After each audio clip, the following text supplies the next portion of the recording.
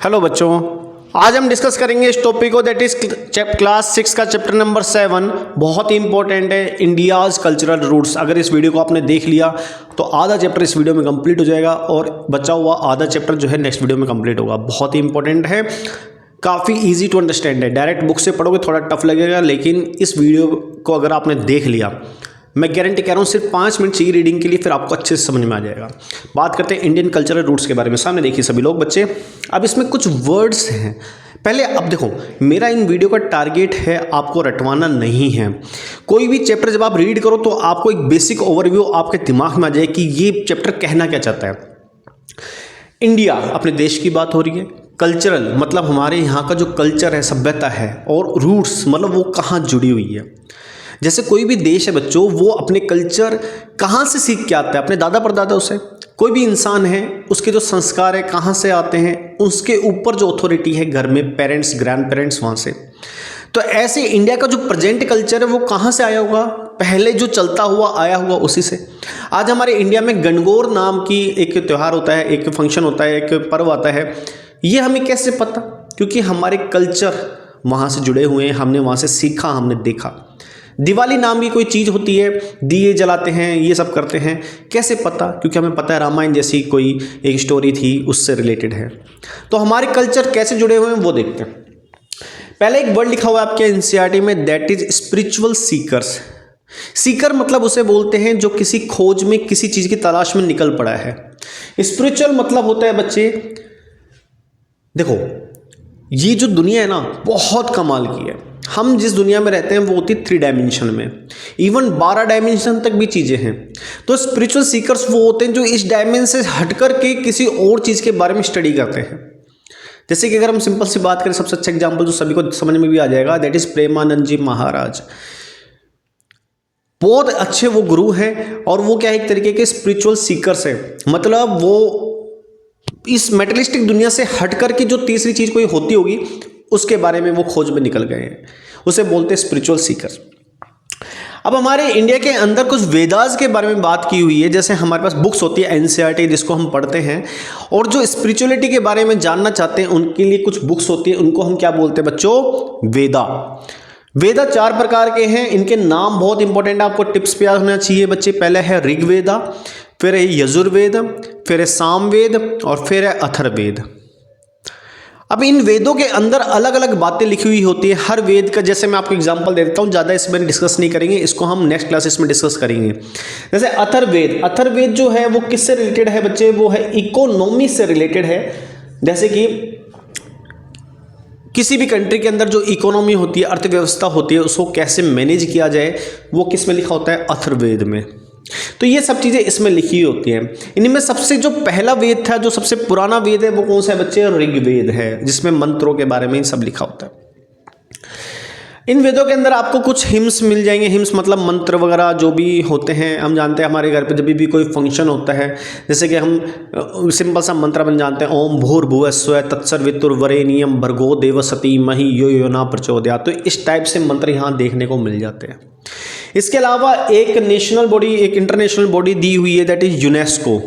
UNESCO की full form क्या होती है और इसका एस्टेब्लिशमेंट कब हुआ था, ये आपको कमेंट सेक्शन में लिख करके बताना है। इसमें ज़्यादा डिटेल में मैं यहाँ बताऊंगा नहीं, थोड़ा सा आप अपने हिसाब से रिसर्च करें और उसको कमेंट सेक्शन में जरूर मेंशन कीजिएगा, इसकी फुल फॉर्म क्या होती है और साथ में इसका एस्टेब्लिशमेंट कौन से ईयर में हुआ था। वेदास के अंदर कुछ डाइटीज को जैसे मेंशन किया हुआ है, जैसे कि इंद्र भगवान जिसको हम जानते हैं, है ना, अग्नि देवता हो गए, है ना।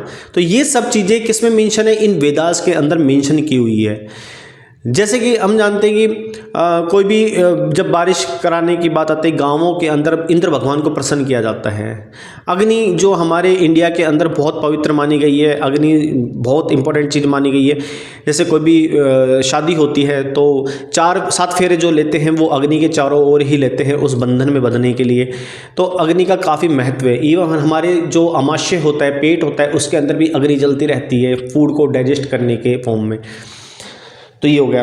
नेक्स्ट एक वर्ड लिखा है बच्चे कॉस्मोस। कॉस्मोस का मतलब हो गया, हम आउटर स्पेस की बात करते हैं, प्लैनेट्स की बात करते हैं, वो वर्ड होता है कॉस्मोस। तो जैसे कि बताया जाता है कि हम किसी भी इंसान की राशि देखते हैं कि भाई वो कर्क राशि है, किसी और से रिलेटेड है, तो उसको हम कॉस्मोस से कनेक्ट करने की कोशिश करते हैं बच्चे कि भाई इसका ये ग्रह चल रहा है सही, इसका ये ग्रह उल्टा चल रहा है, वगैरह वगैरह। अब जैसे कि यहाँ पर वेदास के अंदर एक चीज़ मेंशन है, उसका नाम है जनाज। जनाज का मतलब होता है एक तरीके से ग्रुप, मान लीजिए जैसे आज के समय में हम ग्रुप नहीं कर देते, भाई ये बनिया है, बामन है, ये यादव है, गुजर है, इस टाइप से।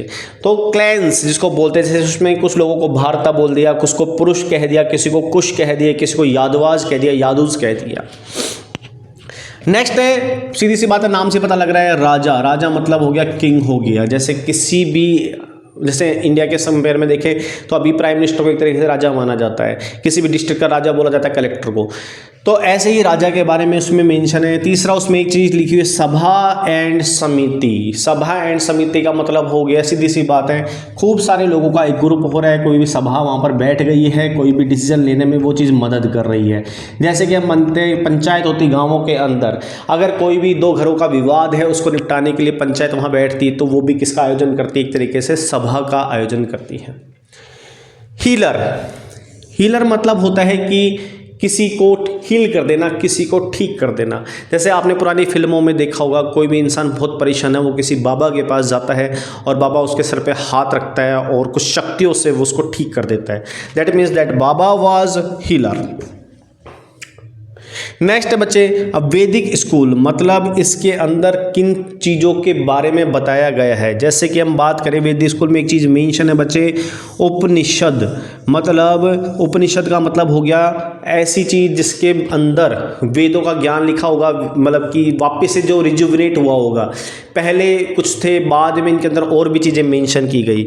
जैसे उसमें बताया कि हर एक इंडिविजुअल के अंदर, हर एक व्यक्ति के अंदर आत्मा होती है। आत्मा मतलब कि सभी लोग एक ही चीज़ से कनेक्टेड है, चाहे आप नेचर की बात कर लो, चाहे एनिमल्स की बात कर लो, ह्यूमन की बात कर लीजिए, वो सभी लोग किससे कनेक्टेड हैं, आत्मा से। एक बार लिखा है भवन्तु सुखिनः, मतलब सभी लोग दुनिया में, आप भी रहते हो, आपके आसपास जितने भी लोग हैं वो सभी लोग प्लेजर में रहें, सभी लोग खुश रहें, चाहे वो नेचर हो, चाहे नॉन लिविंग हो, चाहे लिविंग हो। इसका मतलब हो गया भवन्ति सुखिनः।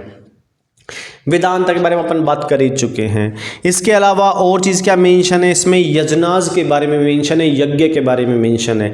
आज के समय में यज्ञ बहुत ही कम जगह देखने को मिलता है, लेकिन अगर आप पुराने रामायण महाभारत देखोगे तो वहाँ पर ऋषि मुनि एक बीच में कुंड बनाते हैं और कुंड के अंदर कुछ लकड़ियाँ जलाते हैं।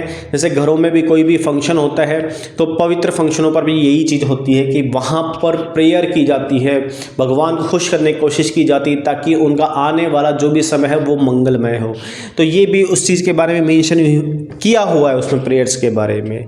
इसके अलावा एक स्कूल और बताई जाती है, दैट इज़ योगा के बारे में, जिसमें इंसान अपने आप को ही जानने की कोशिश करता है, दैट इज़ कॉन्शियसनेस। मतलब योगा में कुछ स्टेप्स होते हैं, 7-8 स्टेप्स होते हैं। हम जब नितिन सिंघानिया की बुक पढ़ेंगे आर्ट एंड कल्चर, उसमें हम देखेंगे तो उसमें कुछ स्टेप्स होते हैं और उन स्टेप के बाद उस इंसान के अंदर जागृत होती है, दैट इज़ कॉन्शियसनेस। उसको पता लगता है कि हु एम आई। बहुत बड़ा क्वेश्चन है, बड़े हो जाओगे तब समझोगे इस चीज़ को आप लोग। तो इस क्लास में हमने देखा कि चैप्टर नंबर 7 क्लास 6 का है, that is Indian cultural roots. अभी ये चैप्टर कंप्लीट नहीं हुआ है। इसके अलावा बुद्धिज्म बाकी वो मैं नेक्स्ट वीडियो में कवर करूँगा। इसमें हमने देखा वेदास के बारे में, इंडियन कल्चरल रूट्स कहाँ से जुड़ी हुई है। आपको ये वीडियो कैसी लगी होगी कमेंट सेक्शन में प्लीज़ मेंशन कीजिएगा, और आपको कोई भी डाउट हो तो प्लीज़ इस वीडियो के लिए कमेंट सेक्शन में ज़रूर बताइएगा बच्चों। आज के लिए सिर्फ इतना ही। थैंक यू सो मच बच्चों, हैव ए ग्रेट डे।